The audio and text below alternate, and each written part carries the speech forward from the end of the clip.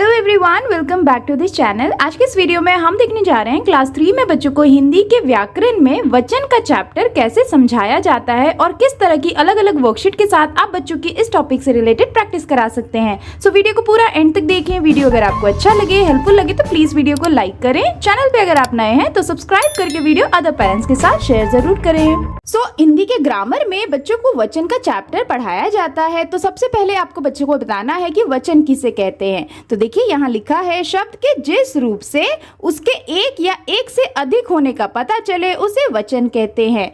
और इसमें बच्चों को आप ये बताएं कि वचन हम कैसे समझ सकते हैं। वचन का मतलब ही संख्या होता है, यानी कि जिस शब्द के रूप से हमें ये पता चले ना कि वो एक है या एक से अधिक है, वो सारे शब्द वचन कहलाते हैं। अब बच्चों को बताएं कि वचन दो प्रकार के होते हैं, एक होता है एक वचन और एक होता है बहुवचन। तो एक वचन हम किसे कहते हैं? शब्द के जिस रूप से व्यक्ति, प्राणी या वस्तु की संख्या में एक होने का बोध होता है, यानी कि जिस शब्द से ना हमें ये पता चले कि उसकी संख्या एक है तो वो एक वचन कहलाता है। बात करते हैं बहुवचन की। बहुवचन किसे कहते हैं?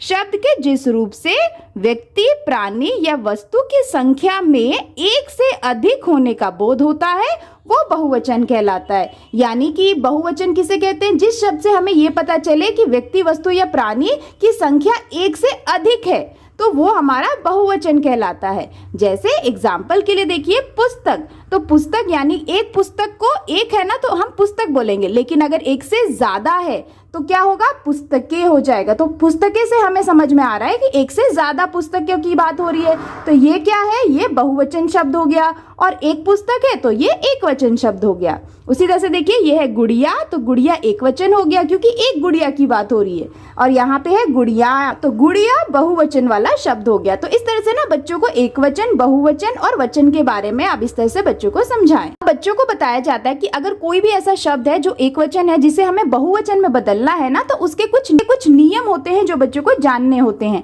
जैसे देखिए, पहला नियम है पुल्लिंग शब्द के अंतिम आ के स्थान पर एक ही मात्रा लगाएं। तो अगर ऐसा कोई शब्द है जो पुल्लिंग शब्द है और उसके अंतिम में आ की मात्रा है तो उसे हटा के हमें एक ही मात्रा लगाना है उसे बहुवचन में बदलने के लिए। जैसे देखिए बेटा, तो बेटा क्या है? पुल्लिंग शब्द है। तो पुल्लिंग शब्द है और ये आ की मात्रा से खत्म हो रहा है ना। देखिए बेटा आ की मात्रा से खत्म हो रहा है, तो अगर ये एक वचन शब्द है, इसे हम बहुवचन में कैसे बनाएंगे? बेटा का हो जाएगा बेटे।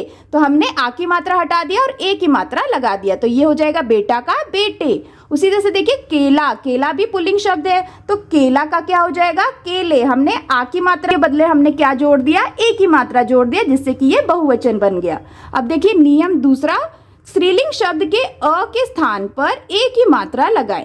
अगर ऐसा कोई शब्द है जो स्त्रीलिंग शब्द है तो वो अगर अ की मात्रा से खत्म हो रहा है तो उसके स्थान पे हमें ए की मात्रा जोड़ देनी है। जैसे देखिए गाय, गाय एक वचन है, इसे हम बहुवचन में कैसे बनाएंगे? गाय अ की मात्रा से खत्म हो रहा है तो इसके अंतिम में हम क्या लगा देंगे? ए की मात्रा, तो गाय का हो जाएगा गायें। उसी तरह से बस का हो जाएगा बसे। तो ये दूसरा नियम हो गया। तीसरा नियम देखें, स्त्रीलिंग शब्दों के अंतिम में आ की मात्रा के आगे ए जोड़े। तो अगर ऐसा कोई शब्द है जो स्त्रीलिंग शब्द है, जैसे देखिए माता, तो माता एक वचन है, इसका बहुवचन करने के लिए हमें आ की मात्रा से ये खत्म हो रहा है ना माता, इसके आगे हमें ए जोड़ देना है। जैसे देखिए माता का हो जाएगा माताएं। उसी तरह से कन्या, कन्या का क्या हो जाएगा? कन्याएं। तो इस तरह से अगर कोई स्त्रीलिंग शब्द है जो आ से खत्म हो रहा है तो उसके आगे हमें ए जोड़ देना है, जिससे कि वो उसका बहुवचन हो जाएगा। अब देखिए चौथा नियम, स्त्रीलिंग शब्दों के अंतिम ई की मात्रा के आगे या लगाए। तो अगर कोई ऐसा शब्द है जो स्त्रीलिंग शब्द है और जिसके अंतिम में ई आ रहा है, यानी कि छोटी ई की मात्रा आ रही है, तो उसके आगे हमें क्या लगा देना है? या लगा देना है बहुवचन में बदलने के लिए। जैसे देखिए चिड़िया, तो चिड़िया एक वचन है तो इसका बहुवचन क्या हो जाएगा? चिड़िया। यानी कि देखिए चिड़िया ना छोटी ई की मात्रा से खत्म हो रहा है तो इसके अंतिम में हम या लगा देंगे।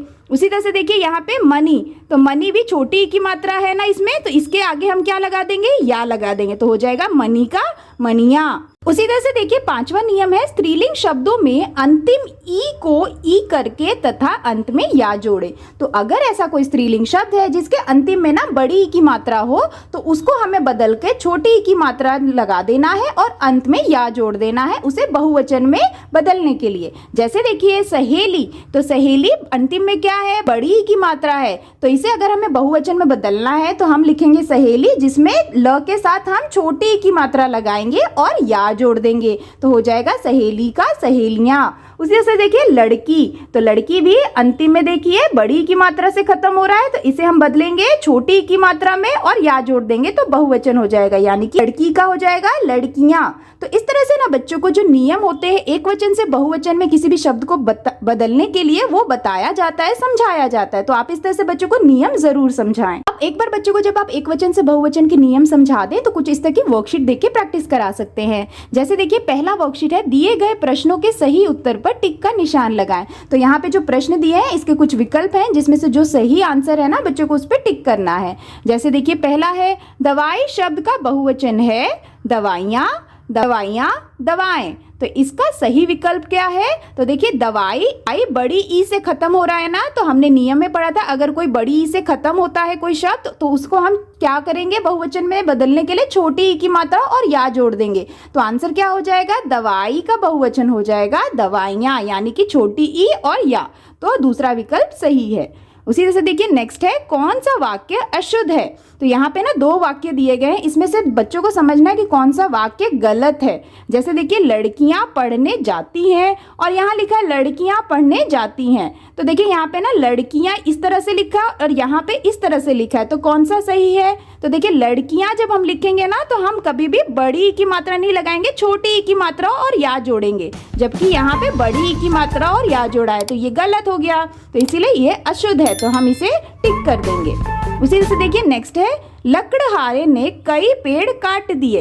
इस वाक्य में पेड़ का वचन क्या है। तो इस वाक्य में ना बच्चों को पेड़ का जो वचन है ये समझना है, ये एक वचन है या बहुवचन है। तो देखिए यहाँ पे लकड़हारे ने कई पेड़ काट दिए, एक पेड़ की बात नहीं की जा रही है, कई पेड़, तो ये क्या हो जाएगा, बहुवचन, क्योंकि इसमें एक से ज्यादा पेड़ की बात की जा रही है। उसी से नेक्स्ट देखिए, माला का बहुवचन है मालाएं, माले, मलाया। तो इसका सही आंसर क्या है, माला आ की मात्रा से खत्म हो रहा है, तो इसमें हमें क्या करना है, ए जोड़ देना है, तो हो जाएगा माला का मालाएं। तो यानी कि पहला विकल्प सही है। तो इस तरह से ना बच्चों को कुछ विकल्प के साथ आप इस तरह से एक वचन और बहुवचन के प्रैक्टिस वर्कशीट बना के बच्चों की प्रैक्टिस करा सकते हैं। ये है दूसरा वर्कशीट। यहाँ लिखा है, नीचे दिए गए शब्दों के वचन बदलकर उसके सामने लिखिए। तो यहाँ पे ना बच्चों को कुछ शब्द दिए गए हैं जिसे बच्चों को पहचानना है कि ये कौन सा वचन है। अगर एक वचन है तो उसे बहुवचन में लिखना है और अगर बहुवचन है तो उसका एक वचन शब्द लिखना है बच्चों को दिए गए जगह पे। जैसे देखिए पहला है पुस्तक, तो पुस्तक क्या है, एक वचन है, तो इसका बहुवचन क्या हो जाएगा, पुस्तकें, तो हम यहाँ लिख देंगे पुस्तकें, इस तरह से। अब देखिए नेक्स्ट है गाय, गाय क्या है, एक वचन है, तो इसका बहुवचन हो जाएगा गायें, इस तरह से। नेक्स्ट देखिए नदियां, नदियां क्या है, बहुवचन शब्द है, तो इसका हमें क्या लिखना है, एक वचन शब्द लिखना है, तो नदियां का हो जाएगा नदी, इस तरह से। नेक्स्ट देखिए केला, केला क्या है, एक वचन शब्द है, तो इसका बहुवचन क्या होगा, केले, तो हम यहाँ लिख देंगे केले, इस तरह से। नेक्स्ट देखिए लड़की, लड़की एक वचन शब्द है, तो इसको हमें बहुवचन में बदलना है, तो कैसे लिखेंगे, लड़कियां, छोटी की मात्रा और या जोड़ देंगे, इस तरह से। नेक्स्ट देखिए नालियां, नालियां क्या है, बहुवचन शब्द है, तो इसका एक वचन क्या होगा, नाली, तो हम यहाँ पे क्या करेंगे, बड़ी की मात्रा जोड़ेंगे, इस तरह से, तो इसका बहुवचन का एक वचन हो जाएगा नाली। नेक्स्ट देखिए चिड़िया, चिड़िया क्या है, एक वचन शब्द है, तो इसका बहुवचन क्या होगा, चिड़िया, यानी कि हमें या के ऊपर चंद्र बिंदु डालना है, इस तरह से।